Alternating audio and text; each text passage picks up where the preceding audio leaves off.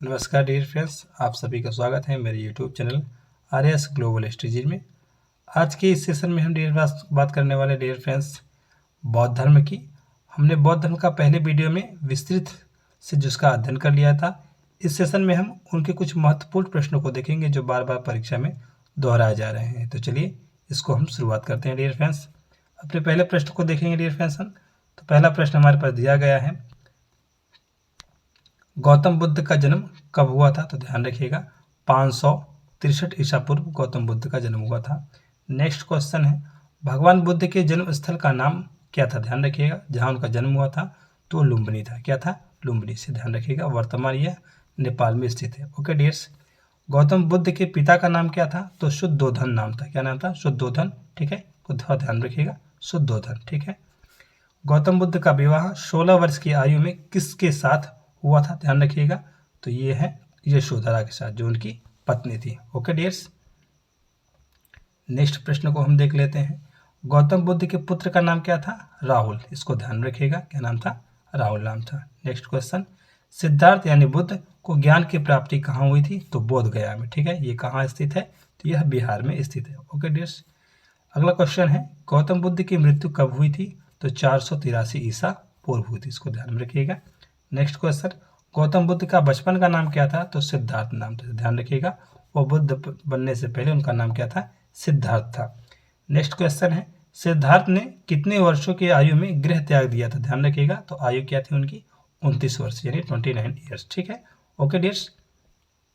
Next question को देख लेते हैं।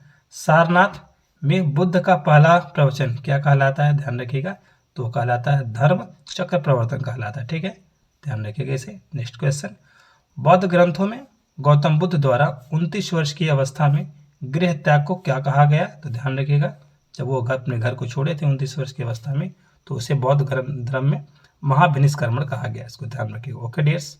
नेक्स्ट क्वेश्चन है, 80 वर्ष की अवस्था में गौतम बुद्ध ने अपना शरीर त्याग दिया, इस क्रिया को क्या कहा जाता है? तो ध्यान रखिएगा, जब उनकी निधन हुआ था, मृत्यु हुई थी, तो इस क्रिया को बौद्ध धर्म में महापरिनिर्वाण जो है कहा जाता है। और आयु कितनी थी? तो 80 वर्ष की थी। इसको ध्यान में रखिएगा। Okay dears.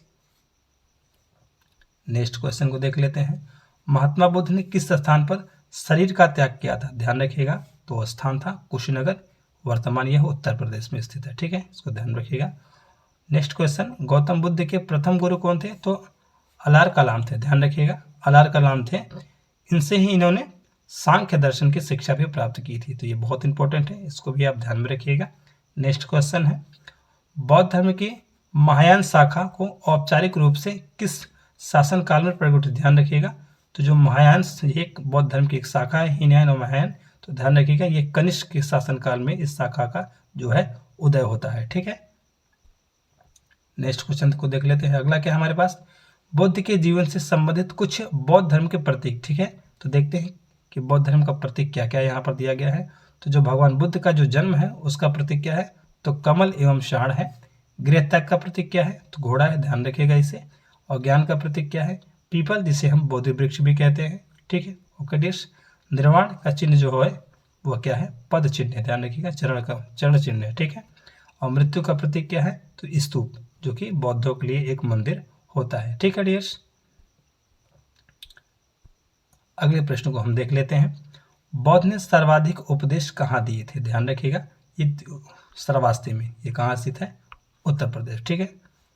Next question, Mahatma Buddha ने किस स्थान पर प्रथम उपदेश यानी धर्म चक्र प्रवर्तन दिया था? तो स्थान क्या था? वो सारनाथ, ठीक है, वाराणसी में स्थित है। ठीक है। नेक्स्ट क्वेश्चन, एशिया की ज्योतिपुंज यानी लाइट ऑफ एशिया किसे कहा जाता है या किसे जाना जाता है? तो गौतम बुद्ध को। Okay dears. अगले प्रश्न को देख लेते हैं। बौद्ध धर्म में त्रिरत्न क्या दर्शाता है? तो बुद्ध धम्म संघ यानी बुद्धम शरणम गच्छामि। ध्यान रखिएगा, त्रिरत्न है ये। नेक्स्ट क्वेश्चन, बुद्ध के जीवन पर किन 4 दृश्यों का अत्यधिक प्रभाव पड़ा था?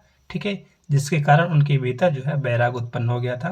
तो उन्होंने सर्वप्रथम बूढ़ा व्यक्ति, बीमार व्यक्ति, एक शव और सन्यासी को देखा था, जिसके बाद उन्होंने 29 वर्ष की आयु में गृह को त्याग दिया था। ठीक है, इसको ध्यान में रखिएगा। नेक्स्ट क्वेश्चन है, बौद्ध शिक्षा का केंद्र कहाँ था? तो ध्यान रखिएगा, विक्रमशिला बिहार में स्थित है। ठीक है।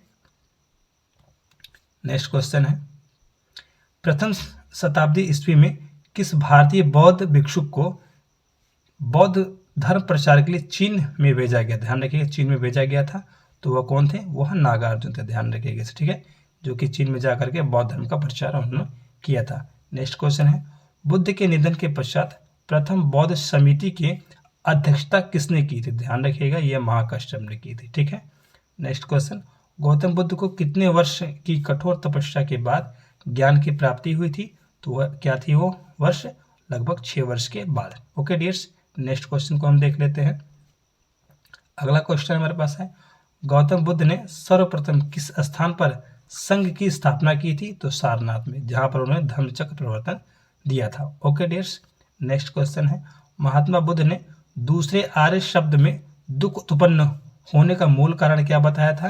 तो अविद्या और तृष्णा। अविद्या मतलब अधूरा ज्ञान और चाहत या महत्वाकांक्षा। ओके डियर्स, नेक्स्ट क्वेश्चन है, गौतम बुद्ध का जन्म लुम्बिनी में हुआ था, इसकी पुष्टि किस शिलालेख से होती है? किस शिलालेख से होती है? ध्यान रखिएगा, वह जो है अशोक के शिलालेख से इसकी पुष्टि होती है कि उनका जन्म जो है लुम्बिनी यानी नेपाल में हुआ था। ओके डियर्स, नेक्स्ट प्रश्न को देख लेते हैं, बौद्ध संघ में प्रवेश पाने वाली प्रथम महिला कौन थी? तो महाप्रजापति गौतमी थी। ध्यान रखिएगा, जो उनकी पत्नी थी, धात्री पत्नी यानी सेकेंड। ठीक है।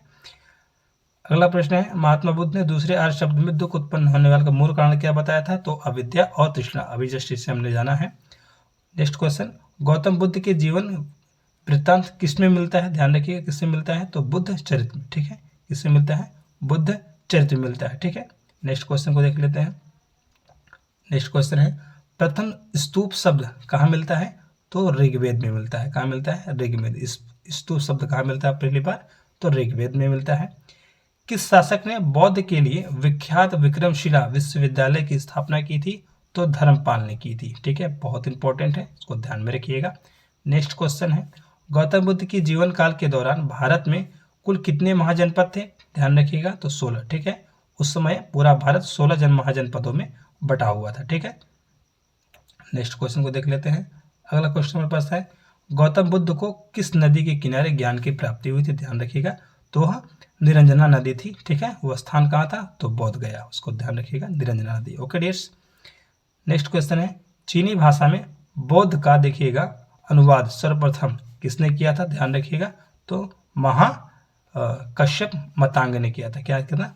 कश्यप मतांग जो है बौद्ध चीनी भाषा में बौद्ध का अनुवाद किया था। ओके डियर्स, नेक्स्ट क्वेश्चन है, ठीक है, ये तो टाइप मिस्टेक हो गया है, तो बौद्धों के रामायण, ठीक है, यहाँ ध्यान रखिए क्या होगा कि बौद्धों के रामायण से प्रसिद्ध बुद्ध चरित्र की रचना किसने की थी? तो ध्यान रखिएगा, अश्वघोष ने की। ध्यान रखिएगा, यहाँ पौधा थोड़ा मिस टाइप हो गया है, यहाँ पर बौद्ध होगा या बौद्ध होगा। ठीक है, तो अश्वघोष इसका जो है वह करेक्ट आंसर होगा। तो आई होप ये सेशन आपको बहुत अच्छा लगा होगा।